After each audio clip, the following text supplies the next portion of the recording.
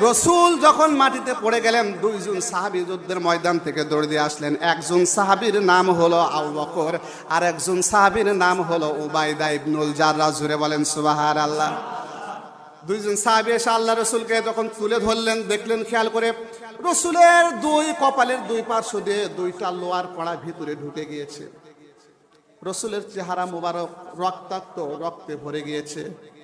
আমার বন্ধুগণ, এই রক্তাক্ত চেহারা নিয়ে আল্লাহ রসুলের সামনে দুইজন সাহাবী উপস্থিত, আবু বকর আর উবাইদা ইবনুল জাররাহ।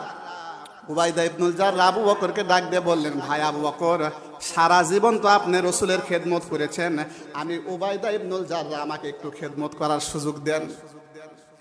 আবু বকর বলল, উবাইদা ইবনুল জাররাহ, ঠিক আছে, তুমি খেদমত করো। উবাইদা ইবনুল জাররাহ রসুলের কপালের দুই পাশে দুইটা কড়া ঢুকে গেছে। এক পাশের একটা কড়ায় দাঁত লাগায়া দিছে বাইর করার জন্য। দাঁত লাগাইয়া দিয়া বিসমিল্লাহ বলে যখন টান দিয়েছে, রসুলের কপাল থেকে একটা কড়া খুলে গিয়েছে। কিন্তু হঠাৎ করে উবাইদা ইবনুল জাররাহ মুখের ভিতর তাকায় দেখে একটা দাঁত নাই। জুড়ে বলেন সুবহানাল্লাহ।